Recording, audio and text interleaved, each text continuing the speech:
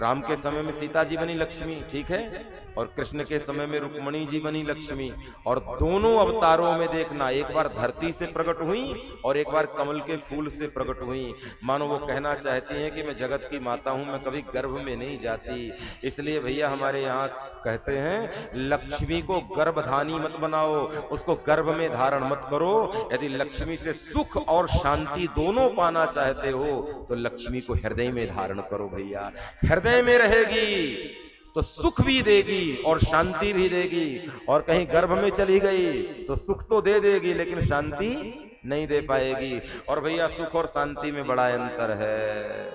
सुख तो बाजार में खरीदा जा सकता है, ठीक है ना, सुख तो सुख साधन सापेक्ष है, और शांति मन की अवस्था का नाम है, वो साधन सापेक्ष नहीं है। जिसको शांति चाहिए, जिसको अच्छी नींद आ रही हो, वो छोटे सामान्य बिछौने में भी आ जाती है, और जिसको नहीं आती है उसको डल्लब के गद्दे में भी नहीं आती है। न आए तो क्या कर सकते हैं। इसलिए सुख साधन सापेक्ष है और शांति भाव सापेक्ष है प्यारे, वो हृदय में ही रहती है, वो बाहर नहीं निकलती है। तो लक्ष्मी को गर्भवासी मत बनाओ, लक्ष्मी को हृदयवासी बनाओ।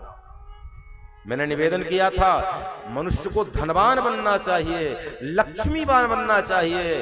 पैसावान तो कोई भी बन सकता है, पैसा वाला तो कोई भी हो सकता है, पैसे वाला बनना एक बड़ी बात है। लेकिन धनवान कौन होता है? जहां लक्ष्मी नारायण दोनों का निवास होता है और उस धन के द्वारा सत्कार्य होते हैं, प्रेम के कार्य होते हैं, भक्ति के कार्य होते हैं, सेवा के कार्य होते हैं, उसे हमारे यहाँ धनवान कहा गया है। और पैसे वाला कौन है? बोले जिसके पास पैसा तो है लेकिन उसकी गति व्यसनों की तरफ है, कुमार्गगामी है, वो पैसे वाला होता है भैया। इसलिए मैं व्यासपीठ से निवेदन करूं, धनवान बनो, लक्ष्मीवान बनो, उन्नतशील बनो, पैसे वाले नहीं भैया। और किसी ने कहा महाराज पैसे वाला यदि धनवान बनना चाहे तो क्या करे? मान लो पैसा किसी के पास बहुत हो, अब पैसे वाला तो है ही है और उसे धनवान बनना हो तो क्या करे? सीधी सी बात है, अपने पैसे को सत्कार्य और सेवा में सद्मार्ग में लगाना प्रारंभ कर दे तो पैसे वाला धनवान की श्रेणी में आ जाएगा, धनी बन जाएगा, धन समृद्धि कहलाएगी।